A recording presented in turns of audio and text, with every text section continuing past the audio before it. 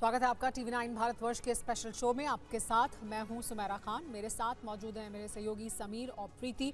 शुरुआत करते हैं इस बुलेटिन की इस वक्त की बड़ी खबर के साथ। अमेरिकी राष्ट्रपति डोनाल्ड ट्रंप और इलॉन मस्क के बीच तनाव के बीच भारत सरकार ने बड़ा फैसला लिया है। इलॉन मस्क की कंपनी स्टारलिंक को भारत में ब्रॉडबैंड सेवाएं देने का रास्ता साफ हो गया है। टेलीकॉम मंत्रालय ने स्टारलिंक को लाइसेंस दे दिया है। 1 से 2 महीने में ट्राई की सिफारिशों को हरी झंडी दे दी जाएगी। सिफारिशों को मंजूरी के बाद स्टारलिंक को कंपनी को ट्रायल स्पेक्ट्रम भी मिल जाएगा, जिसके बाद कंपनी बुकिंग लेने की शुरुआत कर देगी। भारत में स्टारलिंक की सेवाएं 1000 रुपए से शुरू हो सकती हैं। इस पर और ज्यादा जानकारी के लिए हमारे साथ TV9 भारत पर संवाददाता पीयूष पांडे जुड़ गए। पीयूष, भारत का जो टेलीकॉम सेक्टर है उसमें कितना बड़ा प्रभाव पड़ेगा स्टारलिंक के आने की वजह से? बिल्कुल सुमेरा, देखिए ये स्टारलिंक का जो प्रभाव है वो देश की कंपनियों पर भी पड़ेगा और ख़ास बात ये होगी कि जो दूर दराज क्षेत्र हैं वहाँ पर सैटेलाइट ब्रॉडबैंड लोगों को आसानी से मुहैया हो पाएगा, जो अब तक इस वजह से नहीं हो पाता था कि वहाँ ढांचागत सुविधाएं नहीं पहुँच पाती थी यानी कि केबल्स नहीं पहुँच पाती थी और इसके अलावा टावर्स नहीं होते थे। तो ऐसी स्थिति में वहाँ पर ब्रॉडबैंड सेवाएं नहीं मिल पाती थी। तो ब्रॉडबैंड सेवाएं मिल पाएंगी, लेकिन अभी ये पहला पड़ाव है और उन्हें ब्रॉडबैंड सेवाएं देने के लिए लाइसेंस मिला है। अब जब ट्रायल स्पेक्ट्रम मिल जाएगा तब वो बुकिंग शुरू कर पाएंगे और इसके बाद जो मेन स्पेक्ट्रम है वो जब आवंटित होगा तो इसमें करीब अभी 6 महीने का वक्त, कुल 6 महीने का वक्त लगेगा जब स्टारलिंक अपनी सेवाएं भारत में देने लगेगा और $10 प्लस जो GST है यानी कि सर्विस टैक्स है उसके साथ ही अपनी सेवाएं यहाँ पर दे पाएंगे। तो करीब 1000 रुपये के आसपास ये सेवाएं लोगों को मिल पाएंगी, भारतीयों को। और अहम बात यही होगी कि जो दूर दराज क्षेत्र हैं, पर्वतीय क्षेत्र हैं, सघन क्षेत्र हैं, जहाँ पर अभी तक सेवाएं नहीं मिल पा रही थी लोगों को ब्रॉडबैंड की, वो सेवाएं स्टारलिंक के जो सैटेलाइट ब्रॉडबैंड है उसकी वजह से मिल पाएंगी। और ये बहुत बड़ा कदम है भारत सरकार का, चूँकि लंबे समय से स्टारलिंक प्रयास कर रहा था और इसके बाद जो फिजिबिलिटी थी उसको चेक करने के बाद इस मामले पर सरकार ने आगे कदम बढ़ाया है। जी सुमेरा, शुक्रिया पीयूष इस तमाम जानकारी के लिए। यानी अब दूर दराज के इलाकों तक भी इंटरनेट सुविधाएं आसानी से पहुंच पाएंगी। और आइए खबरों में आगे बढ़ते हैं। जासूस जसबीर से पूछताछ में बड़ी जानकारियां सामने आई। पाकिस्तान पुलिस का पूर्व सब इंस्पेक्टर है जासूसी रैकेट का मास्टरमाइंड। पूर्व सब इंस्पेक्टर का नाम नासिर ढिल्लों है। जसबीर को नासिर नहीं ISI के अधिकारियों से मिलवाया था। पेशे से अब एक पाकिस्तानी यूट्यूबर है नासिर ढिल्लों। ज्योति मल्होत्रा को भी नासिर ढिल्लों जानता है। जसबीर और ज्योति मल्होत्रा लाहौर में एक साथ 10 दिन रुके थे, ये भी जानकारी सामने आई। और जितेंद्र शर्मा हमारे संवाददाता इस वक्त हमारे साथ मौजूद हैं। जितेंद्र, और क्या नई जानकारियां इस पूरे जासूसी नेटवर्क को लेकर सामने आई हैं? जैसे जैसे राज खुलते जा रहे हैं, पूरा का पूरा नेटवर्क कैसे अंजाम दिया जा रहा था, कैसे ये नेटवर्क चलता था, इसके बारे में भी पता चल रहा है। जी समीर, देखिए जैसे जैसे मामले की तफ्तीश बढ़ रही है इस पूरे जासूसी कांड की, हर रोज एक नया कैरेक्टर इसमें जुड़ता जा रहा है। कल जैसे नौशाबा का नाम सामने आया, ठीक उसी तरीके से आज नासिर ढिल्लों का नाम सामने आया। वही नासिर ढिल्लों जो कि पाकिस्तान में पुलिस महकमे का पूर्व अधिकारी है, पूर्व सब इंस्पेक्टर है और लगातार ये जितने भी जासूसी कांड से जुड़े यूट्यूबर्स हैं उनके संपर्क में था। जैसे कि जसवीर से पूछताछ में खुलासा हुआ कि जसवीर जब पाकिस्तान गया था 10 दिन के टूर पर, उस दौरान नासिर ने ही जसवीर की जो मुलाकात है वो पाकिस्तानी खुफिया एजेंसी ISI के अधिकारियों से करवाई थी और उन्हीं के इशारे पर जो जसवीर सिंह है वो लगातार भारतीय सेना से जुड़ी जो महत्वपूर्ण जानकारियां हैं, जो गोपनीय जानकारियां हैं, वो ISI के साथ शेयर कर रहा था। इसके अलावा जानकारी ये भी मिली कि जसवीर और जो ज्योति मल्होत्रा हैं ये दोनों तकरीबन 10 दिन तक एक साथ पाकिस्तान में रुके और वहां पर पूरा फैसिलिटेट जो किया था वो इन्हें जो पाकिस्तान पुलिस है उसके पूर्व सब इंस्पेक्टर नासिर ढिल्लों ने ही किया था। और ISI के तमाम अधिकारी, इसके अलावा जो उनकी फोर्स थी, वो हमेशा इन दोनों के साथ वहां पर रहती थी और उन्हीं के इशारे पर ये लोग पाकिस्तान के वीडियो शूट करते थे, जो कि पाकिस्तान को पूरे तरीके से प्रमोट करता था। जी बहुत शुक्रिया जितेंद्र आपका इस ताजा जानकारी के लिए। आइए आगे बढ़ते हैं। पहलगाम मामले के 1 महीने बाद प्रधानमंत्री मोदी जम्मू कश्मीर के दौरे पर पहुंचे। उन्होंने कहा, आज से ठीक 1 महीने पहले ऑपरेशन सिंदूर में 6 मई की रात पाकिस्तान के आतंकियों पर कयामत बनकर बरसी थी। आज 6 जून है। याद कीजिए, 1 महीने पहले, ठीक 1 महीने पहले 6 मई की वो रात पाकिस्तान के आतंकियों पर कयामत बरसी थी।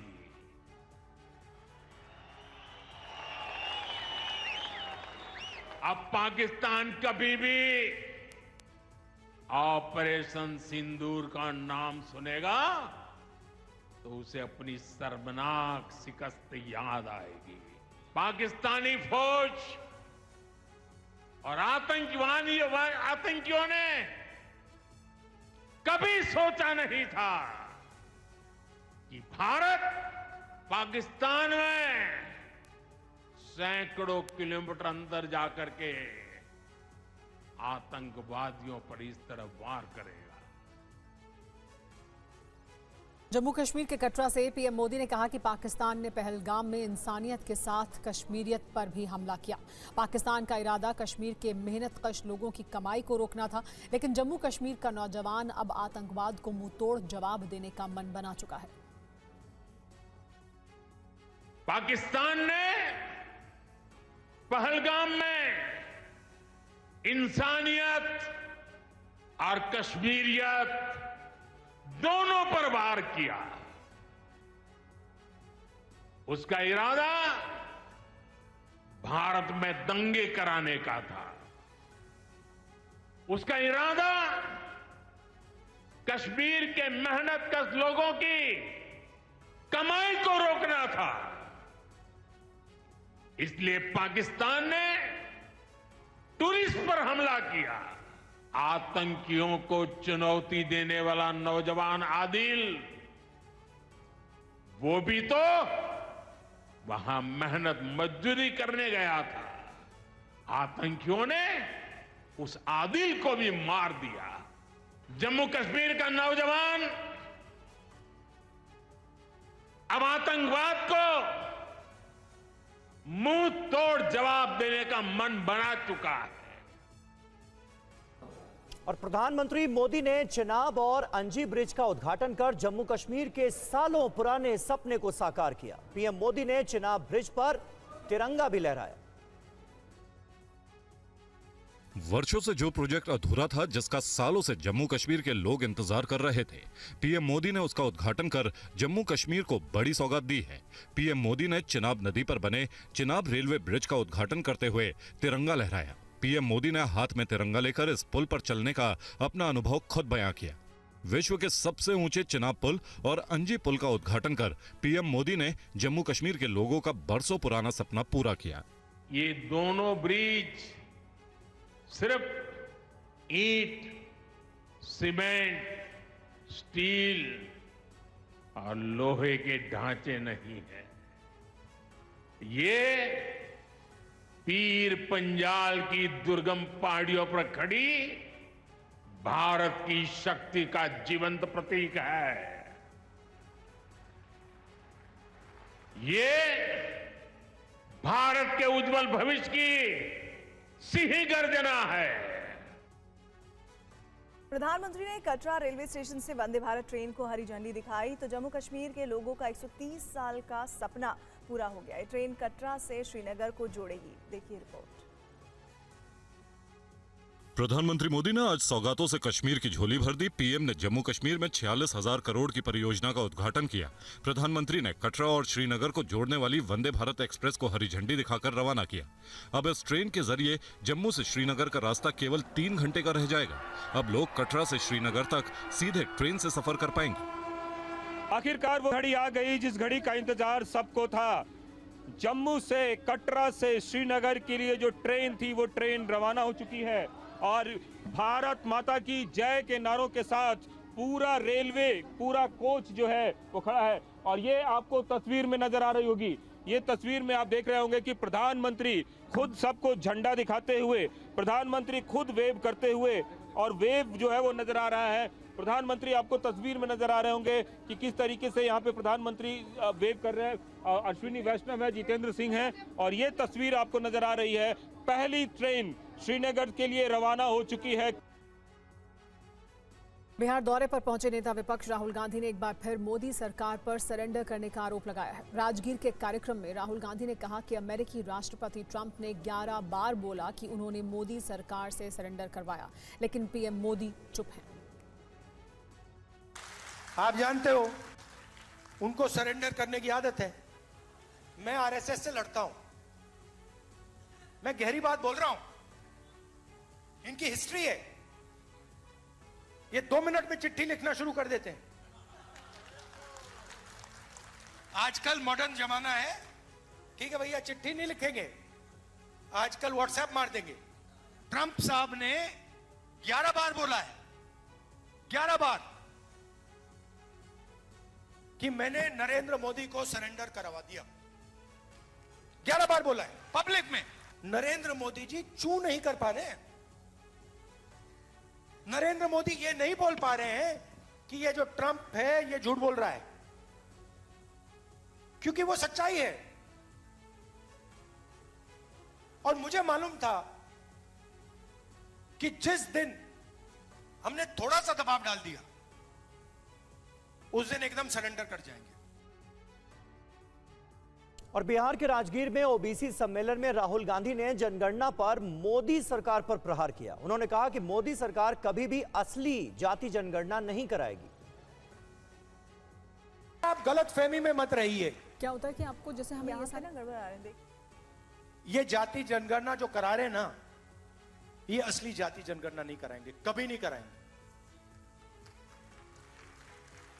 क्योंकि जिस दिन इन्होंने जाति जनगणना, असली जाति जनगणना कर लिया, उस दिन इनकी राजनीति समाप्त हो जाएगी, खत्म हो जाएगी। ये नहीं कर सकते हैं। जाति जनगणना के 2 तरीके हैं। एक बीजेपी का मॉडल, एक तेलंगाना का मॉडल। बीजेपी के मॉडल में बंद कमरे में अफसरों ने सवाल डिसाइड किए हैं। उन अफसरों में 90% का कोई नहीं था। हमने तेलंगाना की जनता से खुला सवाल पूछा, पब्लिकली पूछा। पिछड़ों ने अलग सवाल दिए, अति पिछड़ों ने अलग सवाल दिए, दलितों ने अलग दिए, आदिवासियों ने अलग दिए। 3 लाख लोगों ने जाति जनगणना के सवाल डिजाइन किए। केंद्रीय मंत्री किरेन रिजिजू ने आज उम्मीद पोर्टल लॉन्च किया है। इस पोर्टल का मकसद वक्फ संपत्तियों के बेहतर प्रबंधन और पारदर्शिता को बढ़ावा देना है। वक्फ बोर्ड की संपत्तियों के बेहतर मैनेजमेंट को लेकर ये उम्मीद नाम का पोर्टल जारी किया गया है। सूत्रों के मुताबिक पोर्टल लॉन्च होने के 6 महीने के भीतर सभी वक्फ संपत्तियों को रजिस्टर करना अनिवार्य होगा। पोर्टल का नाम उम्मीद रखा गया है, जिसको लेकर कहा जा रहा है, उम्मीद का पूरा नाम है यूनिफाइड वक्फ मैनेजमेंट एम्पावरमेंट एफिशिएंसी और डेवलपमेंट। ये एक सेंट्रल पोर्टल है जिस पर देश भर की वक्फ संपत्तियों को रजिस्टर किया जाएगा। पोर्टल पर वक्फ की संपत्तियों का पूरा विवरण देना होगा, जैसे संपत्ति की लंबाई, चौड़ाई और जियो टैग की गई लोकेशन। खबर है कि अगर किसी संपत्ति का नाम किसी महिला के नाम पर दर्ज है तो उसे वक्फ संपत्ति घोषित नहीं किया जा सकेगा। रजिस्ट्रेशन का काम संबंधित राज्य वक्फ बोर्ड करेंगे। अगर किसी वजह से तकनीकी या अन्य कारणों से समय पर रजिस्ट्रेशन नहीं हो पाया तो 1 से 2 महीने की अतिरिक्त मोहलत दी जा सकती है। लेकिन अगर फिर भी संपत्ति रजिस्टर्ड नहीं होगी तो उसे विवादित मानते हुए वक्फ ट्रिब्यूनल के पास भेजा जाएगा। वक्फ संपत्तियों से मिलने वाले फायदों का मूल उद्देश्य महिलाओं, बच्चों और कमजोर वर्ग को मदद पहुंचाना है। आरजेडी सुप्रीमो लालू यादव के बड़े बेटे तेज प्रताप यादव इन दिनों काफी चर्चा में है। आज तेज प्रताप ने सोशल मीडिया पर एक वीडियो पोस्ट किया है। तेज प्रताप यादव इस वीडियो में एकदम दबंग फिल्म के सलमान खान वाले अंदाज में दिखाई दे रहे हैं। ऑफिस पहुंचते हैं, कुर्सी पर बैठते हैं और चेहरे पर हल्की मुस्कान नजर आ रही है। वहीं पीछे दीवार पर पिता लालू प्रसाद यादव और मां राबड़ी देवी की तस्वीरें नजर आ रही हैं। इस वीडियो ने फिर से सबकी टेंशन बढ़ा दी है। वीडियो के साथ तेज प्रताप सपने को सच करने की बात कह रहे हैं। इससे सवाल उठ रहे हैं कि तेज प्रताप यादव किस सपने की बात कर रहे हैं। क्या तेज प्रताप ने नई पार्टी बना ली है, क्योंकि वीडियो में वो अपने ऑफिस में जाते दिख रहे हैं। तेज प्रताप ने वीडियो के साथ लिखा है, हमारे सारे सपने सच हो सकते हैं अगर हम में उन्हें पूरा करने का साहस हो। लोग पूछ रहे हैं कि तेज प्रताप यादव किस सपने की बात कर रहे हैं। तेज प्रताप के वीडियो पर लोग अलग अलग प्रतिक्रिया भी दे रहे हैं। बता दें कि 12 साल पहले रिश्ते के खुलासे के बाद लालू यादव ने उन्हें पार्टी और परिवार से निकाल दिया है। निष्कासन के बाद तेज प्रताप ने ट्वीट करके अपने माता पिता की आज्ञा का पालन करने की बात कही है। और पंजाब के फिरोजपुर में दो गुटों के बीच गैंग वॉर में एक युवक की मौत हो गई। गैंग वॉर के दौरान सड़क पर जमकर फायरिंग हुई। ये पूरा मामला क्या है, इस रिपोर्ट में देखिए।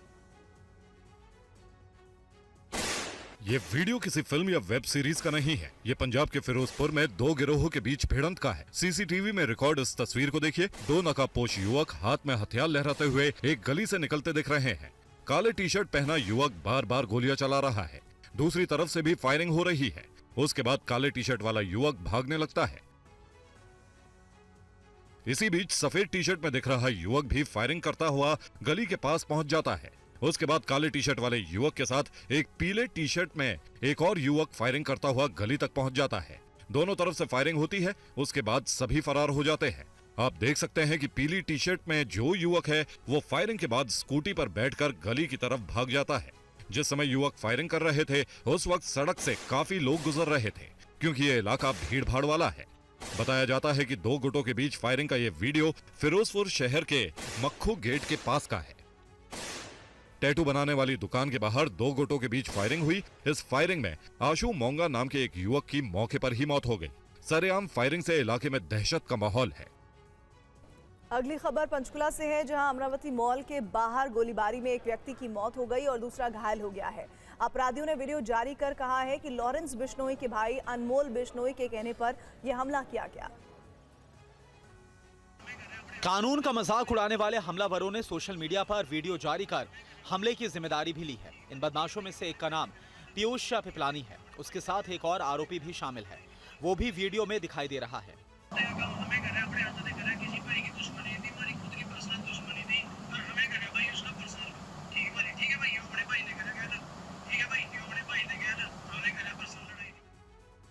दरअसल हरियाणा के पंचकुला में सरेआम फायरिंग से पूरे इलाके में हड़कंप मच गया।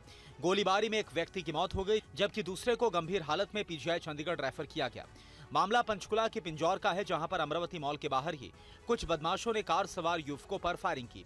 आरोपियों ने गैंगस्टर लॉरेंस बिश्नोई के भाई अनमोल बिश्नोई के कहने पर इस हमले को करने का दावा किया है। ऐसे में पुलिस अब इस एंगल से भी जांच शुरू कर चुकी है और वीडियो में नजर आ रहे आरोपियों को ढूंढने में लगी है। मृतक की पहचान सोनू लॉल्टा के तौर पर हुई है, जो पिंजौर का ही रहने वाला था। हमलावरों से उसकी क्या दुश्मनी थी या वो अनमोल बिश्नोई के निशाने पर क्यों था, पुलिस इसकी वजह खंगालने में जुटी हुई है। दतिया के निचरौली जंगल में गुरुवार रात खैर की लकड़ी की तस्करी रोकने पहुंचे वन विभाग की टीम पर पुलिस पर तस्करों ने ताबड़तोड़ फायरिंग की। मध्य प्रदेश के दातिया में एक्शन बिल्कुल पुष्पा फिल्म की तरह नजर आया। एक तरफ लकड़ी का तस्कर करने वाला गिरोह, दूसरा वन विभाग के साथ पुलिस की टीम। तस्करों की फायरिंग का पुलिस ने कुछ इस अंदाज में जवाब दिया।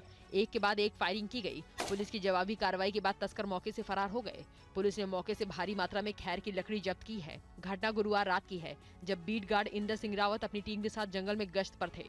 गश्त के दौरान टीम को एक कुएं के पास खैर की लकड़ी का बड़ा ढेर दिखाई दिया। टीम ने जब लकड़ी की जांच शुरू की, तभी 5 से 6 हथियारबंद बदमाशों ने उन पर हमला कर दिया। वनकर्मी किसी तरह से जान बचाकर भाग निकले और तुरंत पुलिस को सूचना दी।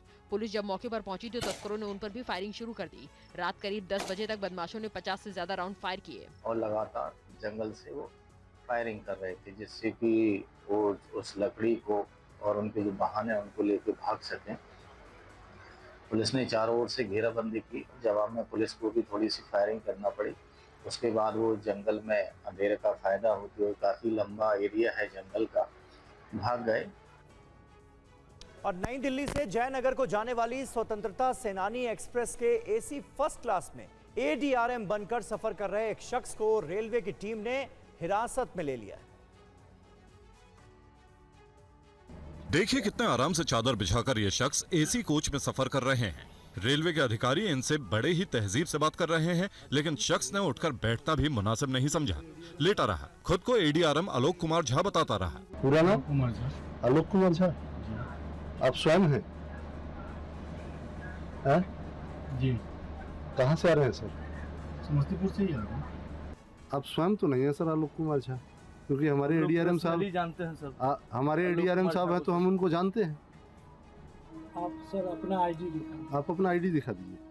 हैरान करने वाली बात यह है कि शख्स फर्जी एडीआरएम बनकर रेल कर्मियों पर धौंस जमाकर खाने पीने की चीजें भी मंगवा रहा था। रेल कर्मी एडीआरएम समझकर वीआईपी ट्रीटमेंट भी देने लगे।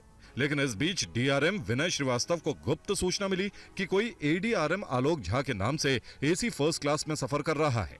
डीआरएम ने तुरंत इसकी जांच करने का निर्देश दिए, जिसके बाद इस शख्स का सच सामने आ गया। कई धाराओं में इस शख्स को गिरफ्तार कर आगे की कार्रवाई की जा रही है। जबलपुर में एमबीबीएस फर्स्ट ईयर के छात्र शिवांश ने खुदकुशी कर ली। खुदकुशी का कारण रैगिंग बताया जा रहा है। शिवांश नेताजी सुभाष चंद्र बोस मेडिकल कॉलेज के एमबीबीएस फर्स्ट ईयर का छात्र था।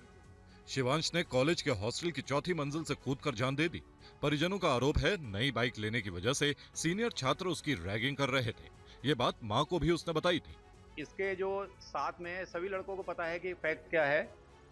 रात को 1 बजे ये युवी सिंह और एक मयंक है इनके साथ, उसके पास जाके रात को 1 बजे तक परसों डिस्कस भी किया है सारे मैटर। इनको सब पता है लेकिन कोई बताने को तैयार नहीं है। रैगिंग ये शब्द जो खत्म हो चुका है डिक्शनरी से, लेकिन अभी भी मेडिकल कॉलेज जबलपुर में जिंदा है। मैं तो बोलूंगा ये सबसे ज्यादा इसके लिए यदि कोई दोषी है तो यहाँ का डीन दोषी है कि इस डीन के रहते हुए ऐसी घटना हो रही है और पहले भी होती रही है। डीन ने खुदकुशी का कारण जानने के लिए शिवांश के साथ पढ़ने वाले छात्रों से भी पूछताछ की है।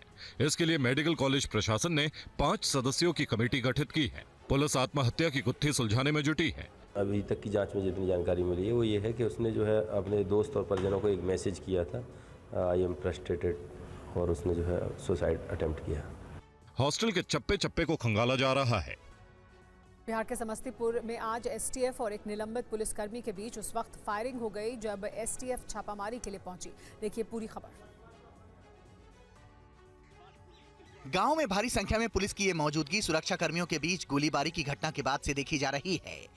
फिलहाल यहां सन्नाटा पसरा है, लेकिन इससे पहले यहां एसटीएफ और एक निलंबित जमादार सरोज सिंह उर्फ निमकी सिंह के बीच फिल्मी स्टाइल में फायरिंग हुई। जानकारी के मुताबिक फायरिंग की घटना सरोज सिंह के समर्थकों ने की। बताया जाता है कि पुलिस ने फायरिंग के बाद निमकी सिंह के घर पर छापा मारा, जहां से भारी संख्या में हथियार और कारतूस बरामद किए गए। घटना मोहिउद्दीन नगर थाना क्षेत्र के सुल्तानपुर गंगा दियारा इलाके की है, जहां एसटीएफ और समस्तीपुर पुलिस संयुक्त रूप से रेड के लिए पहुंची थी। गोलीबारी के बाद गांव में दहशत फैल गई। गांव वालों को पुलिस ने अपने घरों के अंदर ही रहने के निर्देश दिए, साथ ही मोबाइल से किसी प्रकार का फोटो या वीडियो लेने से मना कर दिया। बहरहाल गांव में चर्चा है कि सरोज सिंह के घर से AK-56, INSAS rifle, police rifle, अन्य बंदूक, पिस्टल और सैकड़ों राउंड कारतूस बरामद किए गए हैं। पुलिस इस मामले में फिलहाल किसी भी तरह की जानकारी देने से बच रही है। एसटीएफ के अधिकारियों ने भी चुप्पी साध रखी है। वाणिज्य मंत्री पीयूष गोयल ने अपने विदेश दौरे के बीच इटली के प्रधानमंत्री और उद्योगपतियों से मुलाकात की है। पीयूष गोयल से TV9 संवाददाता गौरव अग्रवाल ने बातचीत की। सर, आप अपने इस दौरे के दौरान पहले पेरिस गए, फिर मिलान, फिर ब्रेशिया। आपने अपने काउंटर पार्ट से मुलाकात की, ट्रेड कमिश्नर से मुलाकात की और फिर बहुत सारे बिजनेसमैन से मुलाकात की। क्या हासिल हुआ? किस तरह के निवेश की चर्चाएं हुई? एक तो विश्व व्यापार संघ, वर्ल्ड ट्रेड ऑर्गेनाइजेशन की एक अहम मिनी मिनिस्टेरियल बैठक हुई, जिसमें कई सारे मुद्दे जो आज विश्व में व्यापार को तकलीफ दे रहे हैं उसके ऊपर चर्चाएं हुई। यूरोपियन यूनियन के मेरे काउंटर पार्ट ट्रेड कमिश्नर मारोस सरकोविच के साथ EU इंडिया के करार के बारे में, फ्री ट्रेड एग्रीमेंट के बारे में बड़ी सार्थक चर्चा हुई। आप लगातार कह रहे हैं कि 2047 तक भारत 30 से 35 ट्रिलियन डॉलर की इकॉनमी बन जाएगा। उसको लेकर किस विजन पे आप काम कर रहे हैं? और अब भारत विश्व के साथ व्यापार करने में भी संकोच नहीं करता। अब हमें लगता है कि हम विश्व के साथ कंधे से कंधा मिला के व्यापार कर सकते। और भारत को अगर एक विश्व शक्ति बनना है, भारत को विकसित देश बनना है, तो डर के नहीं होगा। सामने स्पर्धा के सामने हम अपनी ताकत दिखाएं। समाजवादी पार्टी प्रमुख अखिलेश यादव ने बकरीद को लेकर उत्तर प्रदेश सरकार के दर्जा प्राप्त मंत्री राजेश्वर सिंह के बयान पर पलटवार किया है। राजेश्वर के बयान से सियासी पारा गर्म है। कोई भी पशु जो प्रतिबंधित है किसी भी रूप में हम कुशीनगर में उत्तर प्रदेश में नहीं कटने देंगे। यूपी के मंत्री राजेश्वर सिंह का हम आपको पूरा बयान भी सुनाएंगे। इससे पहले सुनिए राजेश्वर के इस विवादित बयान पर समाजवादी पार्टी प्रमुख अखिलेश यादव ने क्या कहा। पार्टी के लोग ही तो उन्हें समझा रहे हैं, कहीं तो ट्रेनिंग मिल रही होगी और ये जानबूझ करके, क्योंकि बुनियादी सवालों पे इन्हें बहस नहीं करनी है। राजेश्वर सिंह ने ये बात गाय और ऊंट को लेकर कही थी कि वो इन्हें नहीं कटने देंगे। गाय में 35 कोटि देवी देवताओं का वास होता है। गाय नहीं कटेगी, बछड़े नहीं कटेंगे, ऊंट नहीं कटेंगे, पशु मुसलमानों को हम नहीं कटने देंगे। और ये प्रतिबंधित पशु कटे तो जिस तरह से पशु कटेंगे उसी तरह से मुसलमान कटेंगे और खून की धारा कुशीनगर में और उत्तर प्रदेश में बहेगी। यह शपथ हम सभी लोगों को लेना है। दिल्ली पुलिस ने एक ऐसे खतरनाक गिरोह का पर्दाफाश करने में कामयाबी हासिल की है जो कैंसर मरीजों को अपना शिकार बनाकर न केवल उन्हें ठगता था बल्कि उनकी जिंदगी के साथ भी खिलवाड़ करता था। दिल्ली पुलिस की क्राइम ब्रांच ने कैंसर की नकली दवा और इंजेक्शन बेचने वाले रैकेट का भंडाफोड़ करते हुए 6 आरोपियों को गिरफ्तार किया है। उनके कब्जे से भारी मात्रा में कैंसर की नकली दवाएं जब्त की गई हैं, जिसमें ओपिडिवो, पेम्ब्रोलिजुमैब, स्टैकिस्मैब और लेनविटिनिब शामिल हैं। पुलिस का कहना है कि नवीन आर्या पूरे रैकेट का सरगना है और वो इसी तरह के एक मामले में करीब 3 महीने जेल में भी रहा है। जमानत पर बाहर आने के बाद फिर से गिरोह को सक्रिय किया, उसकी तलाश जारी है। दरअसल ये गिरोह सोशल मीडिया के जरिए कैंसर रोगियों को टारगेट करते थे और डिस्काउंट का लालच देकर नकली दवाएं बेच देते थे। इन नकली दवाओं को कुछ हजार रुपए से भी कम कीमत पर खरीदा जाता था, जबकि असली दवाओं की कीमत 1.5 से 2 लाख के बीच होती है। टीम ने 3 लोकेशन पे रेड करी है और उसमें काफ़ी दवाओं को कब्जे में लिया है और अभी तक उसमें 8 लोगों को अरेस्ट किया। ये हैबिचुअल क्रिमिनल है, इनमें एक नवीन आर्या वो इसका मास्टरमाइंड था। वो पहले भी इस टाइप के केस में जेल में जा चुका है। और अहम खबर है, मीठी नदी सफाई घोटाला मामले में गिरफ्तारी हुई है। बीएमसी कॉन्ट्रैक्टर जय जोशी को ईडी ने गिरफ्तार कर लिया है। 10 घंटे की छापामारी के बाद ये गिरफ्तारी हुई है। जोशी के घर से कई दस्तावेज और इलेक्ट्रॉनिक गैजेट जब्त किए गए हैं।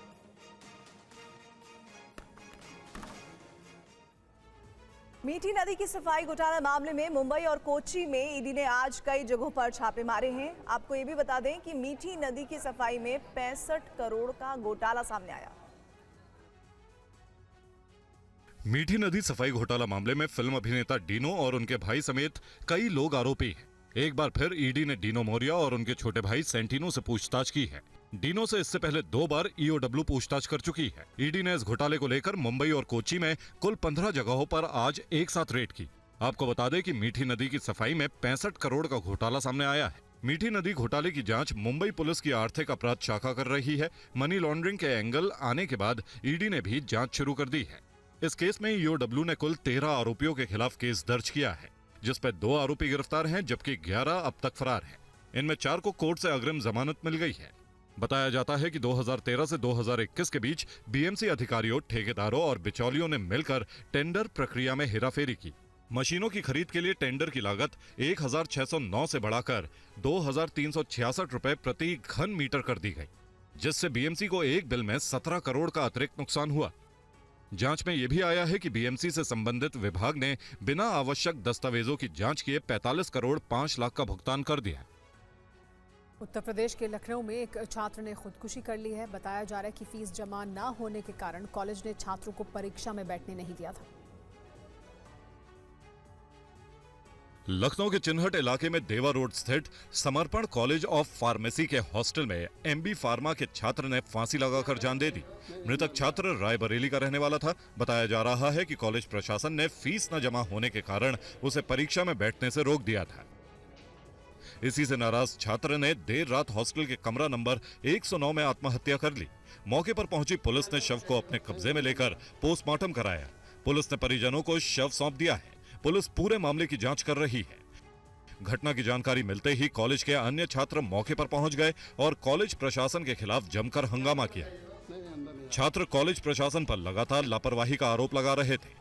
वहीं छात्र के परिजनों ने भी कॉलेज प्रशासन के खिलाफ कार्रवाई की मांग की है। कॉलेज चेयरमैन ने इस पूरे मामले की जानकारी से इनकार करते हुए कहा कि इसकी जांच की जा रही है। परिजनों की तहरीर पर कई धाराओं में केस दर्ज कर लिया गया है। पुलिस ने कॉलेज के प्रिंसिपल डॉक्टर नीरज कुमार वर्मा समेत कई लोगों के खिलाफ मुकदमा दर्ज किया है। और मध्य प्रदेश में अब एक बड़ा वेतन घोटाला सामने आ गया है। 50,000 सरकारी कर्मचारियों को 6 महीने से वेतन नहीं मिला है। इन कर्मचारियों के नाम और कोड तो सरकारी रिकॉर्ड में मौजूद हैं, लेकिन वेतन प्रोसेस नहीं हुआ। क्या है ये पूरा मामला, इस रिपोर्ट में देखिए। मध्य प्रदेश के सरकारी दफ्तर से एक ऐसे स्कैम का खुलासा हुआ है जिसके बारे में सुनकर आप भी हैरान हो जाएंगे। सरकार के डेटा में दर्ज 50,000 से अधिक ऐसे कर्मचारी सामने हैं जिनमें एम्प्लॉय कोड तो है, लेकिन उनकी जमीनी उपस्थिति, पहचान का कोई रिकॉर्ड नहीं है। इन अदृश्य कर्मचारियों की सैलरी दिसंबर 2024 के बाद से जारी नहीं हुई है। मामला सामने आने के बाद सरकार ने जांच की बात कही है।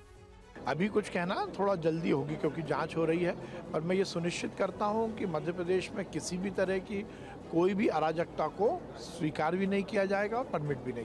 कांग्रेस ने 12,000 करोड़ रुपए से अधिक का घोटाला बताया है। करप्शन का तांडव मध्य प्रदेश का चेहरा बन गया है।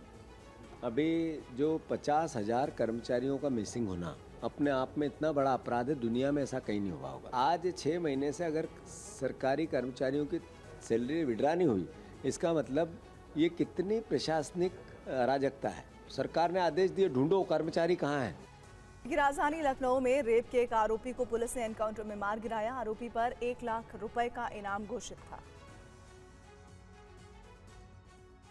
ये तस्वीर है दीपक वर्मा की, जिसे लखनऊ पुलिस ने एक एनकाउंटर में ढेर कर दिया। जानकारी के मुताबिक सुबह के वक्त आलमबाग में पुलिस ने उसका पीछा किया। पुलिस से घिरता देख दीपक वर्मा ने पुलिस की टीम पर फायरिंग शुरू कर दी। कैंट आलमबाग बॉर्डर के पास देवी खेड़ा रोड पर पुलिस के साथ मुठभेड़ में आरोपी दीपक वर्मा मारा गया। एनकाउंटर के वक्त की ये तस्वीरें हैं। देख सकते हैं कि स्कूटी सड़क किनारे पड़ी है, इसी से दीपक वर्मा भाग रहा था। पुलिस ने घटनास्थल से हथियार और कई चीजें बरामद की हैं। जो घटना में प्रयुक्त स्कूटी है वो बरामद हुई है। इसके पास से एक अवैध तमंचा बरामद हुआ है और कुछ जिंदा कारतूस और कुछ खोखे बरामद। गरी है कि इसके ऊपर एक मुकदमा थाना आवेदन से लिखा गया है और ये रेलवे में पानी का बेचने का काम भी करता था, वेंडर था। साथ ही ये छोटे मोटे जो जागरण होते हैं वहाँ पे झांकियाँ लगाया जाता है। आपको बता दें कि दीपक वर्मा पर आलमबाग में मासूम बच्ची से दुष्कर्म समेत कई आरोप दर्ज थे। दीपक पर पुलिस ने 1 लाख रुपए का इनाम भी घोषित किया था। 5 जून को दीपक ने रेप की वारदात को अंजाम दिया था।